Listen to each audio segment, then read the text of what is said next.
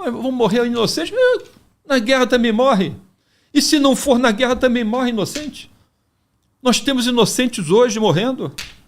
Sem o confronto, já tem gente morrendo. É a gente fechar os olhos para a realidade. Ou então tem muita gente interessada nessa manutenção, que se beneficia de A, B ou C tipos de insumos para as atividades. Sim. E esse... O problema é que isso não é noticiado, né? Isso não entra na estatística, esse cara que morre lá quando não tem confronto. E às vezes causa um certo desconforto para quem critica a polícia, que apareceu, infelizmente, alguma criança morreu com disparo de arma de fogo. Lamento. Sem ter operação policial. Aí fica aquele silêncio eterno e a notícia não espalha. Por exemplo... Se tiver operação policial... Isso aí toma a semana. Eu lembro de um período que eu estava comandando o 9º Batalhão. Eu me lembro de um fato. Até aconteceu um fato similar lá na área do 9º Batalhão, mas foi um fato que aconteceu na área do 15º Batalhão. Sim. Uma mãe com seu filho na porta do hospital de Saracuruna. O filho levou um tiro no peito. E não tinha operação policial. Não tinha. Mas ninguém fala. Vai falar o quê? Porque... essas pessoas que já vêm com esse enredo assim na camisa, elas aproveitam a oportunidade de entrarem e são assistidas por advogados, esses oportunistas, são orientadas a moverem ações contra o Estado para indenização.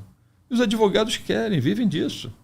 Então, são aquelas... Eu não digo que os advogados são hienas, mas esses específicos são hienas que ficam aproveitando essa oportunidade lamentável para moverem ações contra o Estado e se locupletarem, né? Porque havia uma operação policial, então o Instituto da Dúvida pode ter sido o tiro desferido pelo policial, porque sempre dizem, aí vem aquele conjuntozinho de abrir alas, dizendo, eu vi o policial atirar, o policial entrou atirando. Que policial entrou atirando? Conversa fiada. O policial, ele tem uma quantidade de munição específica. Presta conta da carga. Que pode ser até 200, vamos imaginar, 200 cartuchos. Pode até ser, se ele conseguir carregar isso aí, né? Mas ele não sabe quanto tempo em operação ele vai estar. Primeiro, tiro perdido é posição denunciada. E depois, você não sabe se aquele tiro que você fez ao largo vai fazer falta mais adiante para você durante o tempo de operação que você possui ou que vai estar inserido, né? E os policiais aprendem isso. Isso é conduta de patrulha, orientação de patrulha, né?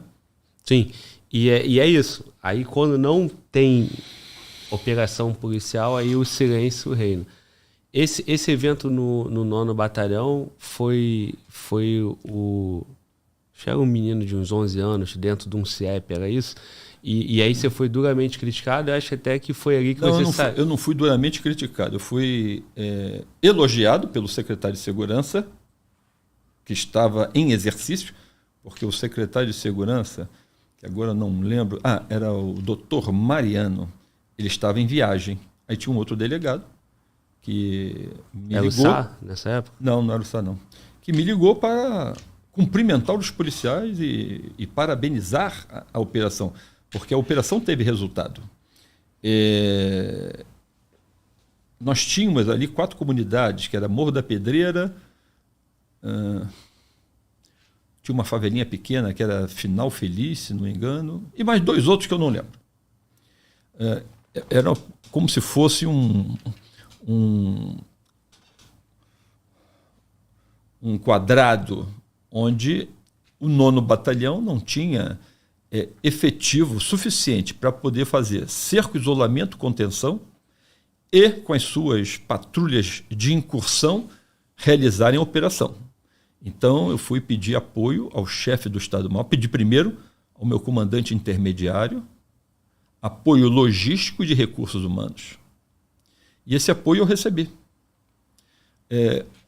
Para que eu recebesse esse apoio logístico e recursos humanos, na cadeia de comando da corporação, que foi o meu comandante intermediário, o chefe do Estado-Maior, o diretor de logística da corporação, todos eles foram envolvidos no fato em si, tinham conhecimento, e o próprio comandante-geral, se o seu Estado-Maior tem conhecimento, ele tem conhecimento também.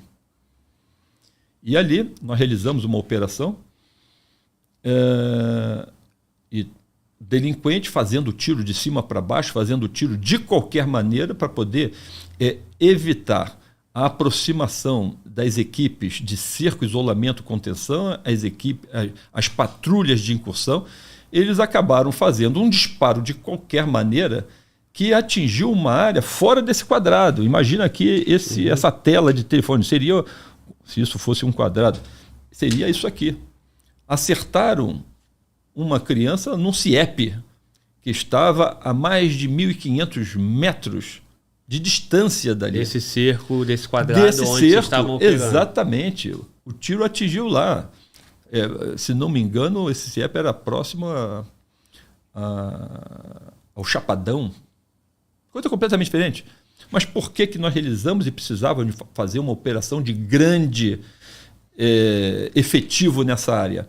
Porque na semana anterior, um empresário, como eu voltei a falar, da Fazenda Botafogo, um empresário industrial lá, percorrendo ali uma via adjacente, na parte de baixo do Morro da Pedreira, ele com o filho dele, eles foram envolvidos por uns motociclistas para praticar o assalto. Então, como é que acontecia ali? Ficavam esses animais em motocicletas nas descidas do Morro da Pedreira, com rádio. Quando passava um carro ou alguém que fosse de interesse, que eles julgassem de interesse, eles já anunciavam para os delinquentes mais à frente fizessem a interceptação. Ora, você pode querer parar, mas você tem o direito também de não querer parar. Você não sabe o que vai acontecer, você se assusta, você não sabe o desfecho daquilo, se é só para poder levar uma carteira, um celular, ou se também é para poder sequestrar o seu filho e em seguida exigirem resgate, tudo pode acontecer. Então, esse pai, tendo uma reação A ou B, os delinquentes efetuaram disparos. Acertaram o filho dele. Acertaram ele também. Felizmente, o filho não foi a óbito. Felizmente, ele não foi a óbito. Só que isso era uma prática constante ali. Então, o dever do comandante, sabendo que existe, é atuar nessas áreas para prender os delinquentes ou acabar com esse tipo de atividade. Nós precisamos demonstrar para o delinquente que a nossa organização social não admite esse tipo de procedimento e divisão de áreas. Aqui eu não posso passar. Não, você vai passar na cidade onde você quer, onde é que você precisa, né? Aí houve esse fato lamentável. Eu falei para o meu comandante-geral, sinto muito, mas eu não tenho nada com isso. Não é que eu esteja desfazendo ou que eu quisesse desfazer do fato em si. Até eu estive no local para poder identificar a situação. Claro que quando cheguei, eu estava nessa operação também. Quando cheguei, a criança já tinha sido socorrida, foi a um hospital e, lamentavelmente, faleceu. Mas nós vivemos numa cidade violenta e quanto mais nós atuarmos, quanto mais nós operarmos, mais delinquentes serão presos ou neutralizados. Temos o exemplo que eu já falei, em 2005, não se queria mais confrontar com o BOPE, o delinquente não queria mais. Então, esse é um exemplo clássico de que a atuação técnica da polícia, ela acaba, por si só, acabando ou trazendo mais segurança, tranquilidade pública, entendeu?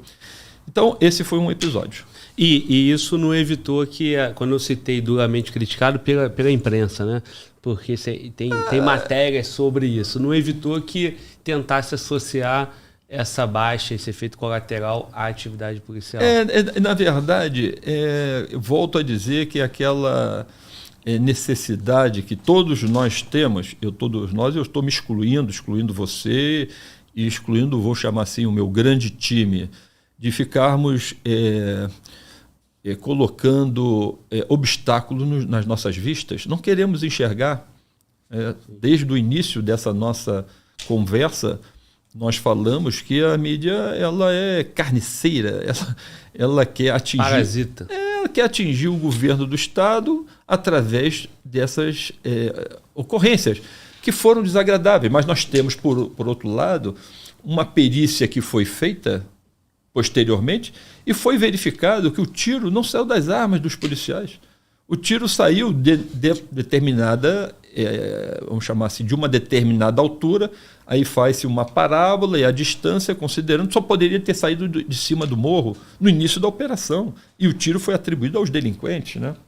Mas só que no início vem aquela chamada operação policial, etc, etc, etc. E aí evoluiu um termo, não sei se seria um termo, mas eu já escutei isso em outro papo aqui no podcast, que é a guerra do dia seguinte, né? Que se conceituou, acabou ficando um padrão para a atividade policial, não só no Rio, mas que quando acontece isso, aí vem toda aquela narrativa que no dia seguinte acaba vindo a força política, a força social, do convencimento que a atividade policial é ruim. Então, acho que isso começa mais lá para trás e toma proporções maiores hoje. O efeito colateral, né? Esse termo que você utilizou, eu não tinha ouvido falar até então. Tá. Mas eu digo o seguinte: se o nosso chefe ele é firme, não tem discurso político, não tem discurso ideológico que vá ser suficiente para superar. Mais recentemente, eu volto a falar assim, eu não quero fazer nenhuma apologia a um governador ou outro. O governador Moreira Franco, a polícia tinha muita autonomia para fazer todas as suas operações. Não adiantava ficar reclamando e criticando a polícia que ela não deixou de cumprir com o seu dever. E ficam reclamando até parar, cansar. Não adianta mais. Um outro, que volto a dizer, sem fazer conotação política, mais recentemente foi o Wilson Witzel. Ele acabou passando um pouco tempo. Eu, quando vi o início do seu governo, isso muito me alegrou, porque eu estava vendo ali possibilidade de nós encontrarmos paz social no Rio de Janeiro. Porque o delinquente ele não quer ser preso, ele não quer ser morto. Ele vai ser assim o assado conforme o outro lado. Se o outro lado for tergiversante, fraco, ele bota a cabeça do lado de fora do buraco, como se rato fosse, e sai para poder fazer a sua ronda, buscar o seu pedacinho de queijo ali, acolá. Mas se ele souber que a polícia é atuante e ela ocupa os espaços públicos, ele não vai, porque vai ser preso, né? E que essa ação vai ser patrocinada, né? Vai ser firme. Então eu lamento o Wilson Witzel ter passado pouco tempo, porque eu acredito, se ele tivesse tido mais tempo, nós estaríamos numa situação bem diferente. Sim.